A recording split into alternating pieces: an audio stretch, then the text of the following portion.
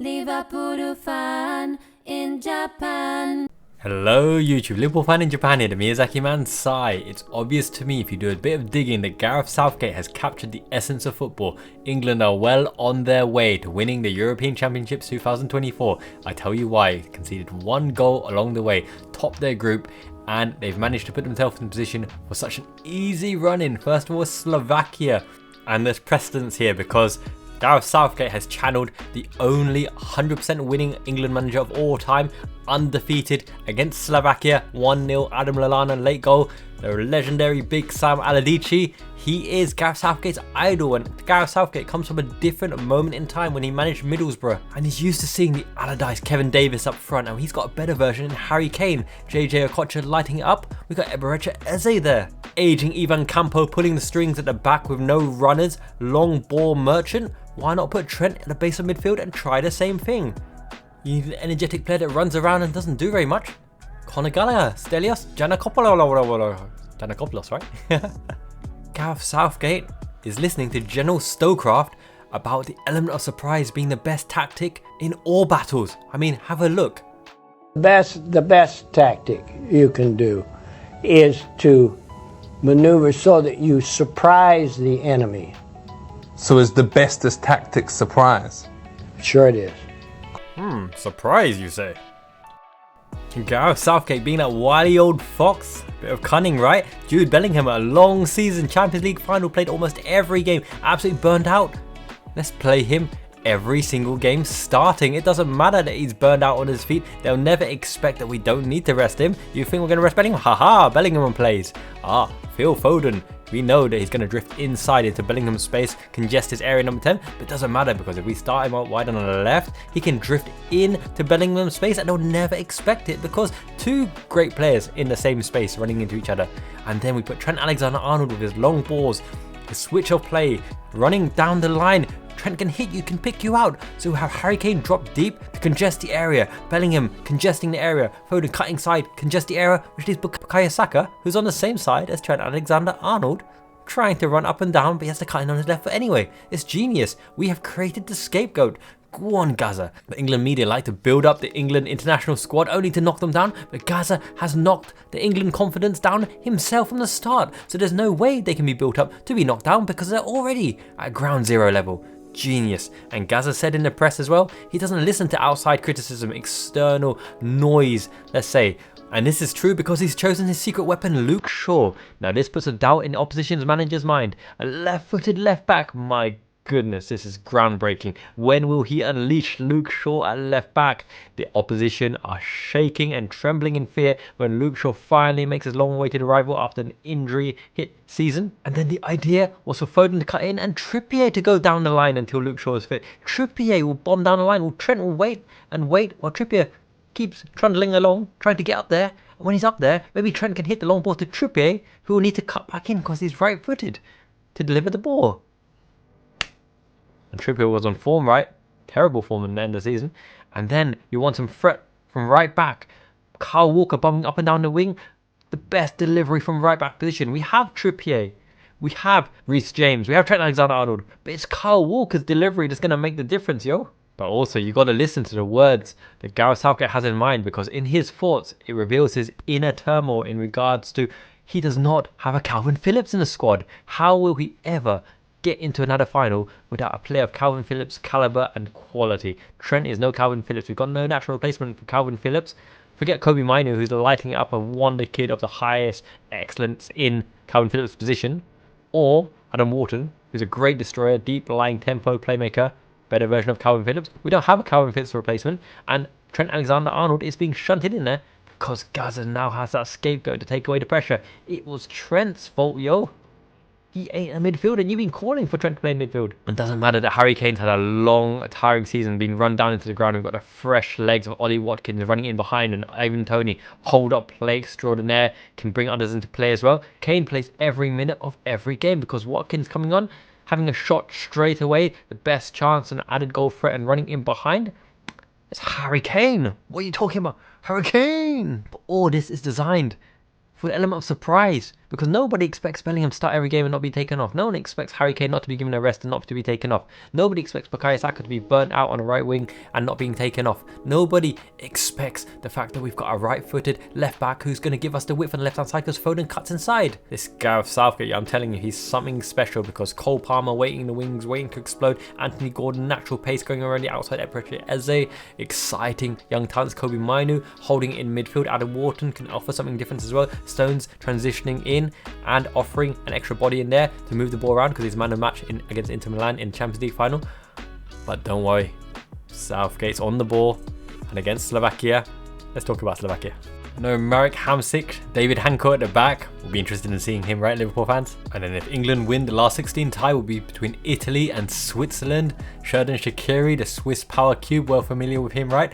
Bril Imbolo, for example, as well. However, it'll probably be Italy in all likelihood. And Italy were grinding out the results as well. But we have nothing to fear because we have Gareth Southgate in the dugout and the players to do the Italian job. And coming to the semi-finals, Romania, the Netherlands, Austria and Turkey. Austria, Ralf Rangnick, a tactical mastermind, but he's proven he can't do it against the best of the English, obviously, in the Premier League with Man United. He was replaced by Ten Hag of all people. He wanted to stay on as director of football. Ten Hag wouldn't even give him the time of day, he wouldn't speak to him. Ralf Rangnick out. Turkey's a food, not a team. Or the Arda Güler might be coming on loan to Liverpool. That'd be an interesting one. Turkish Messi. A kid. I do love me some Turkey as well. Stanley Tuncay, remember him? Can Çalhanoğlu. Emre Belözoğlu, always a free transfer football manager. Don't think Romania will make it, but the Netherlands, Virgil van Dijk, Cody Gakpo. Arne Slot will have mixed feelings around that, but probably Van Dijk and Cody Gakpo be a formidable task for England, right? But not the hardest task left in the competition. You're probably looking at someone like France or Portugal, or Spain or Germany in the final. Gareth Southgate's got all the answers. They're holding 21, he's holding 22. They're playing blackjack, he's got 3 of those as well. I digress. Let's go into the tactical mastermind of Gareth Southgate and how he's led England on the cusp of Euro glory.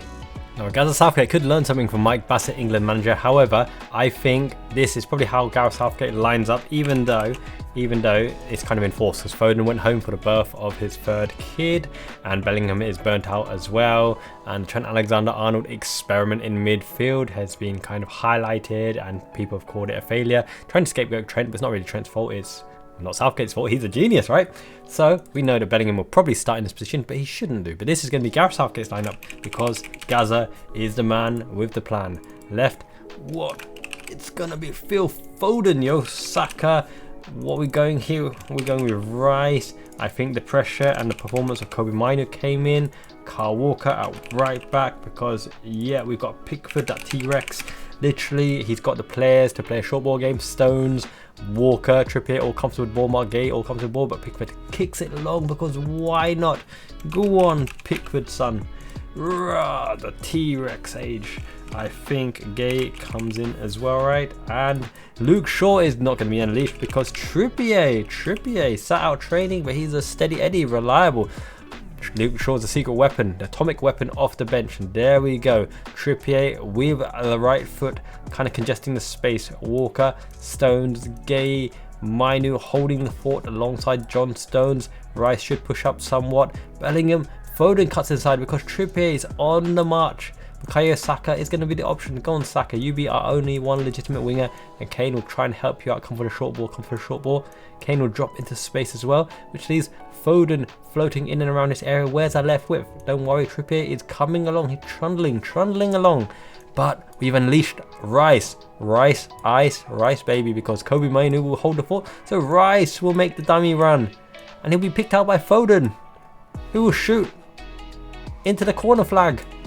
Fantastic. But it's okay because in the 88th minute, a ball will ricochet off Harry Kane's ass and fumble into the net.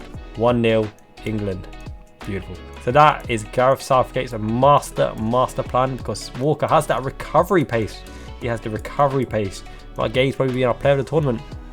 John Stones hasn't been allowed the freedom to do his thing, but he will connect the dots and connect the base on the midfield of Kobe Mainu. And Bellingham is ultimate because he's the Real Madrid talisman at the moment, and he will make the late runs because Kane is dropping deep, so Bellingham can make the run in and behind as well. And if all goes to plan, when Rice absolutely wellies it, Bellingham slides in, and it's 2-0 to England. Okay, and this is how England should line up. Now Skriniar and Hanko are pretty solid at the back. And even Schranz and Duda have been scoring the goals for Slovakia. I think Schranz is going to be the mobile, versatile forward that we've got to keep an eye on. But we know some of the positions already in the squad. So let's just put the names in for now. So some nailed on starters, I would say. I think Bukayo Saka starts on the right. There's some calls for Saka to be a left back. Now against Slovakia, you might get away with it.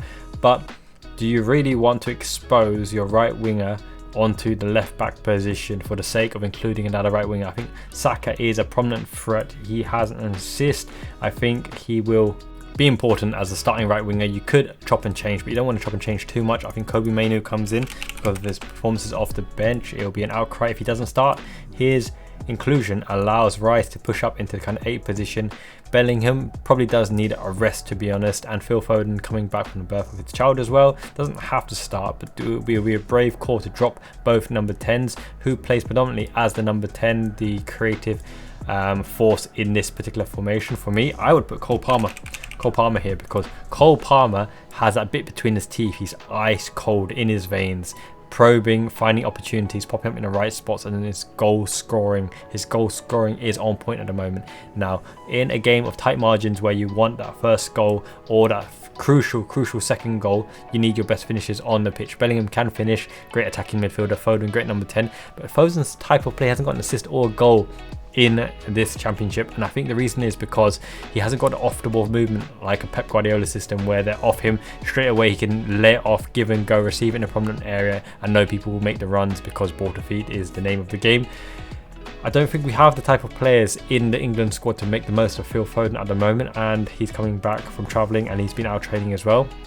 I think Anthony Gordon needs to start this one because we need a threat in and around the outside, and a natural player who will get in and amongst the outside. Skriniar and Hanko aren't the quickest. Gordon in around the outside, played in by Palmer, which allows Rice in the half space in this particular area.